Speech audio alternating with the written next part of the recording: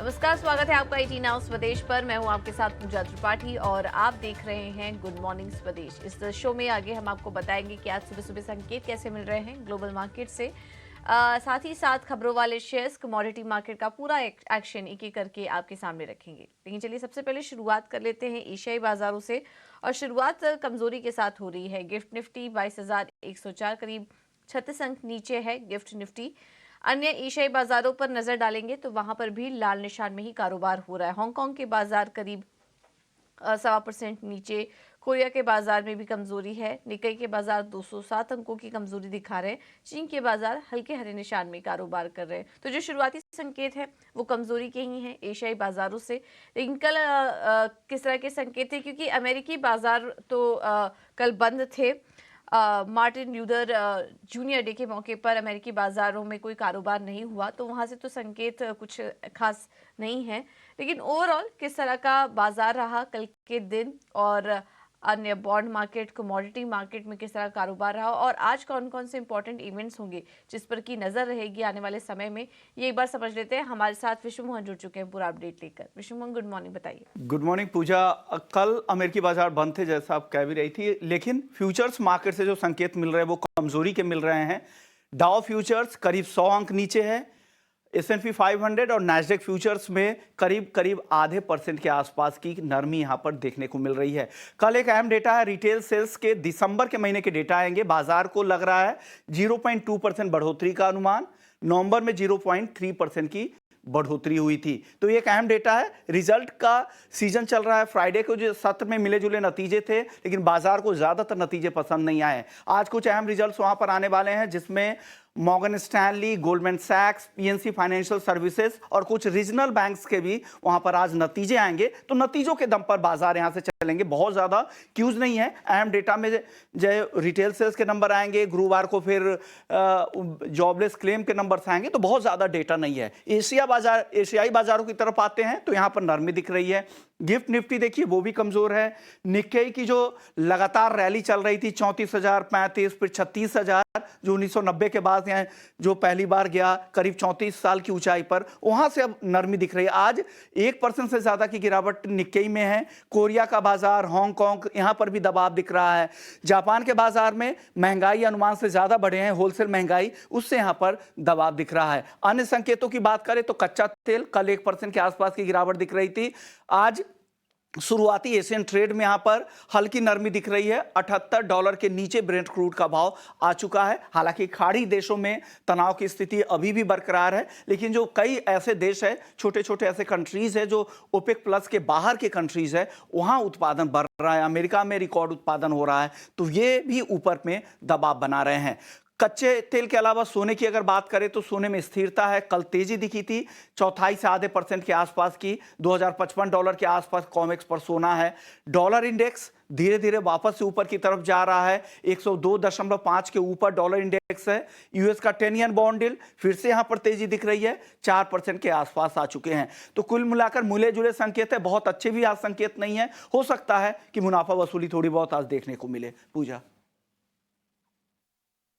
ठीक है। तो आज मुनाफा वसूली देखने को मिल सकती है। काफ़ी मिले जुले संकेत हैं, और जैसा कि हमने बात की कि यूएस मार्केट से तो ज़्यादा कुछ बड़े संकेत नहीं आ रहे हैं। लेकिन आने वाले समय में कुछ बहुत इंपॉर्टेंट इवेंट्स होने वाले हैं जिस पर कि हमारी नज़र रहेगी, और कच्चे तेल की चाल पर भी नज़र रहेगी, क्योंकि खाड़ी देशों में जिस तरीके से अब टेंशन बढ़ती जा रही है उसका असर कच्चे तेल पर पड़ रहा है। तो कच्चे तेल की चाल कैसे रहती है, मिडिल ईस्ट में किस तरह का डेवलपमेंट हो रहा है, यहाँ पर हमारी नज़र बनी रहेगी। शुरुआती संकेत मिले जुले। चलिए अब FIIs और DIIs के आंकड़ों पर एक बार नज़र डाल लेते हैं, उसके बाद हम समझेंगे कि आज वायदा बाजार का सेटअप कैसा लग रहा है।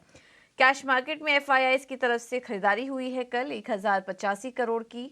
वहीं DIIs ने बिकवाली की 820 करोड़ की। इंडेक्स फ्यूचर में 1446 करोड़ के खरीदारी का आंकड़ा है। इंडेक्स ऑप्शन में करीब 7860 करोड़ के आसपास की बिकवाली हुई है FIIs की तरफ से। अब मेरे आंकड़ों को आज के लिए कैसे एनालिसिस करें, और बैंक निफ्टी और निफ्टी के लिए डेटा क्या कह रहे हैं, ये एक बार समझ लेते हैं। हमारे साथ फोन लाइन पर डिम्पी कालरा जुड़ चुके हैं। डिम्पी, गुड मॉर्निंग, बताइए।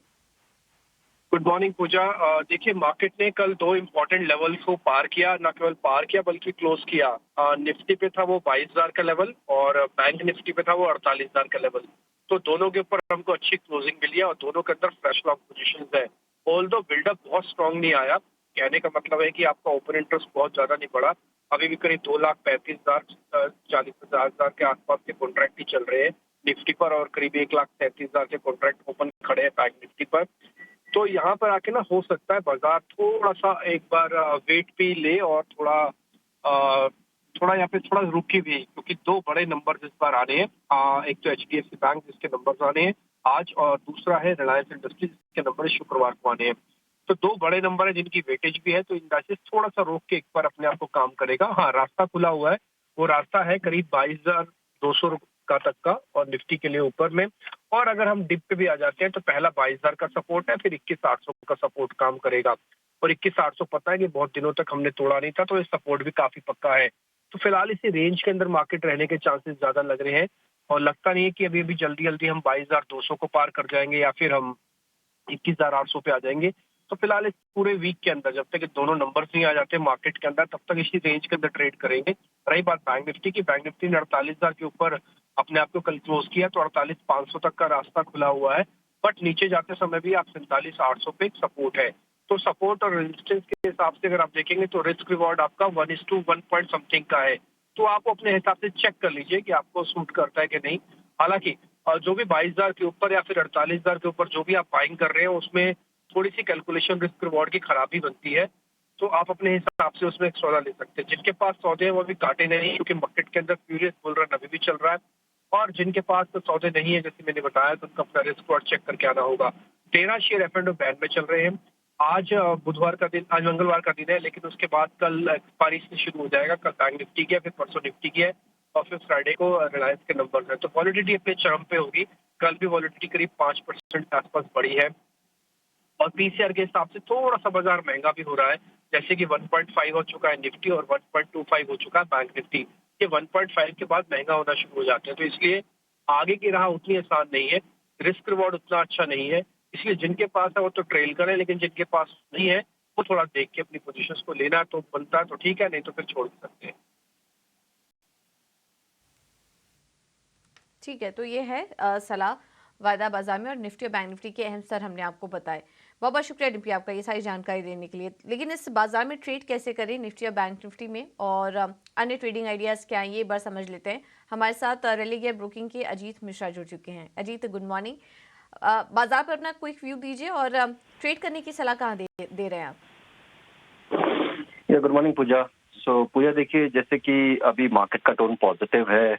कंसोलिडेशन एंड हुआ था लास्ट वीक और अब इसका कंटिन्यूएशन का मूव देखा हमने मंडे को। तो अब मुझे लगता है करीब 22,150 के पास जाके थोड़ा सा सांस लेना चाहिए बाजार को, थोड़ा कंसोलिडेशन दोबारा से होना चाहिए। टोन पॉजिटिव है। मेरे हिसाब से जो मेजर फैक्टर रहेगा पूजा वो बैंकिंग रहेगा। तो अगर यहाँ बैंकिंग से आपको अगर कंटिन्यूएशन दिखता है मूव में, तो डेफिनेटली आपको ये 22,500 तक के लेवल्स भी नजर आएंगे। तो बाय ऑन डिप्स की ही सलाह होगी दोनों ही इंडाइसेस में। स्टॉक स्पेसिफिक अगर बात करें तो यहाँ पे देखिए काफी अच्छा मूव मिल रहा है। दोनों ही रिकमेंडेशन बाय साइड की होंगी। पहला नाम होगा ऑयल इंडिया का, एक कंसोलिडेशन ब्रेकआउट देखने को मिला है, स्टॉक अपने रिकॉर्ड हाइस पे है। तो एंटिसिपेशन ये है कि मोमेंटम एक्सटेंड करेगा। 312 तक के लेवल्स एंटिसिपेटेड है। 288 के स्टॉप लॉस के साथ स्टॉप लॉन्ग कर सकते हैं। दूसरा नाम from the pharma space, granules. कल फार्मा बजिंग डे, ग्रैनुअल्स अपने रिकॉर्ड हाइस के पास आ चुका है। मुझे लगता है थोड़ा सा पुश और उसके बाद आप इसमें करीब 445 तक के लेवल्स भी देख सकते हैं। तो यहाँ पे भी आप लॉन्ग करिए 420 के स्टॉप लॉस के साथ। ओके, थैंक यू अजीत आपका समय देने के लिए, ये रणनीति सुझाने के लिए। ऑयल इंडिया और ग्रैनुअल्स इंडिया, ये दो स्टॉक हैं जिस पर कि आप नजर रख सकते हैं। चलिए अब आगे बढ़ेंगे और ट्रिगर्स और खबरों वाले शेयर्स के लिए चलते हैं वापस से मुंबई स्टूडियो। शरद जुड़ चुके हैं हमारे साथ पूरा अपडेट लेकर। शरद, गुड मॉर्निंग, बताइए।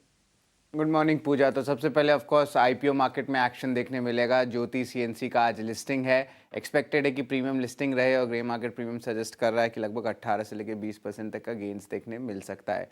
टोटल सब्सक्रिप्शन भी लगभग 40 गुना से ज़्यादा हुई थी।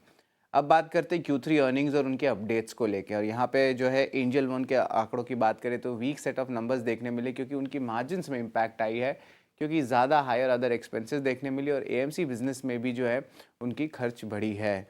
सूरज एस्टेट डेवलपर्स, इनकी Q2 नंबर्स है क्योंकि हाल ही में कंपनी लिस्टेड हुई है। लार्जली देखा जाए तो मिक्स सेट ऑफ नंबर्स आए हैं, रेवेन्यू फ्लैटिश रही है, पर जो मार्जिन्स लेवल है वहाँ पे बम्प अप जरूर देखने मिला है, पर यहाँ पे इन्वेंट्री एडजस्टमेंट्स भी हुई है, इसके कारण जो है आपको हायर मार्जिन्स देखने मिल रही है। तीसरा स्टॉक रहेगा Kesoram industries. Largely in line set of numbers आए, पर हमने देखा है कि सीमेंट रिलेटेड कंपनीज के जो मार्जिन्स है इस क्वार्टर में कॉस्ट रिडक्शन प्रोग्राम्स के कारण जो उसमें बढ़ोतरी देखने मिली और वो एज एक्सपेक्टेड था। Q3 अपडेट्स के बारे में भी बात कर लेते हैं। तो सबसे पहले आएगा आपका पतंजलि फूड्स। यहाँ पे जो एडिबल ऑयल के जो वॉल्यूम ग्रोथ है वो सिंगल डिजिट पे आया है, ये सीक्वेंशियल ग्रोथ भी बोल दीजिए और ईयर ऑन ईयर बेसिस पे भी है, तो लार्जली वीक देखने मिला है। हालांकि मैनेजमेंट कमेंट्री एक इंपॉर्टेंट आई है कि जो पहले उतार चढ़ाव देखने मिलती थी स्टेबल जो प्राइसेस में, अब वो स्टेबलाइज हो गई है बहुत क्वार्टर के बाद, दिसंबर के क्वार्टर में। तो ये एक पॉजिटिव कमेंट्री पतंजलि फूड से आ रही है। और आखिर में लैंडमार्क कार्स भी फोकस में रहेगा। यहाँ पे बेस्ट एवर क्वार्टरली जो है उनकी रेवेन्यू देखने मिली है और ईयर ऑन ईयर बेसिस पे 8% का रेवेन्यू का जो ग्रोथ हुआ है 1301 करोड़ रुपए का, तो लैंडमार्क कार्स के लिए एक अच्छी ऑपरेशनल अपडेट है। तो ये तो आपकी Q3 अर्निंग्स थी, Q3 अपडेट थी, और ये आपकी ओवरऑल IPO का जो है हमने आपको पूरा सर्कल बताया अभी। बिल्कुल, तो ये कुछ क्वार्टरली अपडेट्स, अर्निंग और IPO मार्केट में भी एक्शन दिख रहा है इस वक्त, वहाँ से भी जुड़ी कुछ खबरें। और कौन से हैं जहाँ पर कि आपको फोकस करना है, ये बताने के लिए शरद हमारे साथ बने हुए हैं। शरद बताइए। जी बिल्कुल, आपके हाउसिंग फाइनेंस कंपनीज पे जो है थोड़ी सी नेगेटिव दबाव देखने मिल सकती है, क्योंकि RBI ने जो है इम्पॉर्टेंटली बड़े डिपॉजिट टेकिंग NBFCs पे उन पे नॉर्म्स को स्ट्रिक्ट किया है। इसके अलावा कल ऑफकोर्स जियो फाइनेंशियल सर्विसेज के नंबर्स आए थे, लेकिन जो उनके लॉन्चेस हुई थी उसमें उन्होंने कहा कि वो supply chain financing, consumer durable financing और इंश्योरेंस ब्रोकिंग में भी प्रवेश करेंगे। तो एक टाइप से Bajaj finance, Paytm, PB fintech पे जो है थोड़ी सी दबाव देखने मिल सकती है। तीसरा स्टॉक रहने वाला नाल्को हिंद कॉपर। यहाँ पे गवर्नमेंट की जो इनकी JV है उन्होंने साइन किया है लिथियम एक्सप्लोरेशन पैक्ट के लिए 5 ब्लॉक्स में, अब ये अर्जेंटीना में होने वाली है, तो पॉजिटिव इम्पैक्ट देखने मिल सकता है स्टॉक में। जोमेटो में कल मोतीलाल ओसवाल ने 4.5 करोड़ शेयर्स की जो है बिकवाली की। हालांकि जो अब्जॉर्प्शन आया है उसमें फॉरेन प्लेयर्स जैसे कि सिटी ग्रुप और सोसाइटी जनरल ने अच्छी सी अब्जॉर्ब की है। PNC इंफ्राटेक, उन्होंने अपनी 12 कंपनी के रोड एसेट्स की बिकवाली की है। इंटरप्राइज वैल्यू लगभग 9,000 करोड़ का थोड़े प्रीमियम साइड पे है। और इम्पॉर्टेंटली बाजार में जो स्टॉक का एक ओवरहैंग था मोनेटाइजेशन ऑफ एसेट, अब वो कंप्लीट हो चुका है और कंपनी के आगे जाते हुए ऑर्डर इनफ्लो पे फोकस रहने वाली है, तो एक पॉजिटिव इम्पैक्ट देखने मिल सकता है। और यही चीज़ हमने जो है कल खबर के सेगमेंट में कल 2:30 बजे जो है 2:30 से 3 बजे के बीच हमने ये स्टोरी बताई थी आपको कि मोनेटाइजेशन एक की ट्रिगर है और DI बाइंग भी हमें 2 सेशन से देखने मिल रही थी। एस्टर DM जो है उनकी गल्फ की जो ट्रांजैक्शन हो रही तो उसके प्रोसीड से जो वो चाहते हैं कि एक डिविडेंड दे, पर ये बड़ा डिविडेंड का ऐलान है, 110 से 120 रुपये प्रति शेयर का डिविडेंड का ऐलान है। इंपॉर्टेंट बात ये है कि अगर उसको कंपेयर करें करंट मार्केट प्राइस से, तो इसका जो आंसर आता है वो आता है 27 से लेकर 30% का डिविडेंड यील्ड। तो इतना बड़ा डिविडेंड यील्ड मिल सकता है शेयर होल्डर्स को, तो ये एक इंपॉर्टेंट डेवलपमेंट आ रही है एस्टर DM हेल्थ केयर की, और बोर्ड जो है इस पर विचार करेंगी। BLS इंटरनेशनल, इनकी UAE आर्म ने जो है कंसुलर सर्विसेज जो टर्की की है उसको अक्वायर किया है 450 करोड़ में। जो डील है 2.5 times price to sales ratio calendar year 2022 में देखने मिली है। ठीक है, तो ये हैं कुछ खबरों वाले शेयर्स, इन पर आज नजर रहेगी। बहुत बहुत शुक्रिया शरद आपका ये सारी जानकारी देने के लिए। चलिए बात करते हैं कमोडिटी मार्केट की। हमारे साथ SMC ग्लोबल सिक्योरिटी से वंदना भारती मौजूद है। वंदना, थैंक यू सो मच समय देने के लिए। सोने चांदी से पहले शुरुआत कीजिए, कैसे ट्रेड करें वहां पर? जी गुड मॉर्निंग। सोने चांदी में स्टेबिलिटी के साथ यहाँ पे कारोबार हो रहा है और हर लोअर लेवल पे एक बाइंग आ रही है, लेकिन अपसाइड कैप्ड है, यानी कि मिक्स फिगर के साथ ये कमोडिटी पूरा काउंटर ही ट्रेड कर रहा है। आज के दिन में कल की थोड़ी सी बढ़त के बाद आज के दिन में हो सकता है कि शुरुआती दौर में करेक्शन आता हुआ हम देखें।